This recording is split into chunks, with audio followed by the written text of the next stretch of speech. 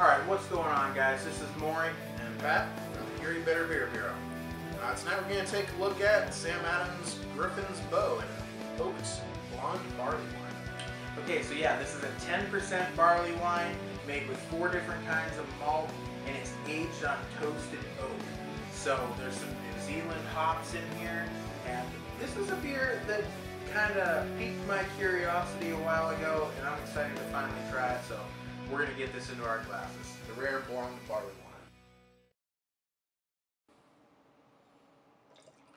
wine. Wow. Blonde is right. It has a yellow color coming out of the bottle there. Pretty good 5, 6, 7 fingers of kind of a tan cream colored head. But it is a pretty lightly colored brew. So yeah, we got these poured up, and it's basically, what would you say, a yellow-orange? Yeah. I mean, it's headed more towards orange now that it's in the glass, but when the stream was coming out of the bottle, it looked kind of yellow. Yeah.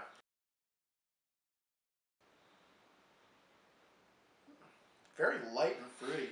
Very light and fruity, and I almost feel like I get a bit of like a lager smell out of this thing. Yeah, like a Pilsner? Like a Pilsner. You know what I mean? A little bit of a Pilsner smell to it. Just that little like pungentness of a Pilsner. Yeah, for a barley wine and one that clocks in at 10%, it just doesn't have the aroma that you would expect. There's no thickness to the aroma. There's no hardiness to it. It's very and really, I'm getting kind of a lager yeast, like a crisp Pilsner smell off this. A little bit of the fruits, like you said.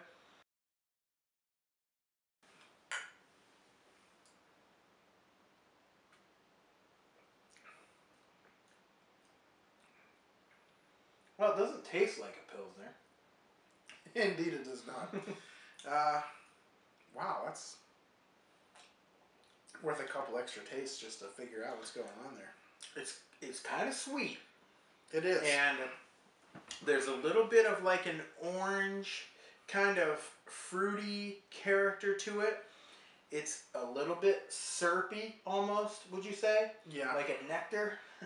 There's definitely a very buttery component to this beer. I'm getting a little, like maybe a touch of oak, but it's pretty subdued. Yeah, there's a little bit of oakiness, and there's also a little bit of booziness to this beer, too. A little bit, yeah. It's kind of clean, light, mildly fruity, a little bit of that sticky, syrupy character. I still have to say buttery. There's a little bit of a little bit of a buttery. I'm getting a little of that for sure. Definitely way on the lighter side for a barley wine, even a blonde barley wine. It's I'd say it's almost approaching medium though because of that stickiness. But for a barley wine, regardless, it's a light mouthfeel. For the style, if it wasn't for that syrupy, sticky character, yeah, it is a very light. If it weren't for the stickiness, I'd almost say it's a little watery. There's Carbonation, a bit of spiciness to it too. I think the carbonation is on somewhere between low and medium. It's not quite medium. Alright, as for a rating for this beer, it's kind of an interesting beer. At first I wasn't really sure how to rate it or what even to rate it against. So I have to really just kind of go with my gut on this one. It's an interesting beer. I like it. It's kind of enjoyable. I like the flavors, but there's no real bold flavors in this beer. It's all pretty low key. I do like the fruitiness of it. It's definitely not what I was expecting. I'd put it just a hair above average. I'd say it's probably about a 3.5 for this beer. I'm going to give it the exact same score. I'm going to go 3.5 because I really don't feel like I can go any lower than that because I don't find anything offensive about the beer. But even though this is only $6.99 a bomber, I'm probably not going to buy another one. You know, that doesn't mean I'm happy that I got to try it. And it's not, you know, a terrible beer by any means. I've had far worse beers.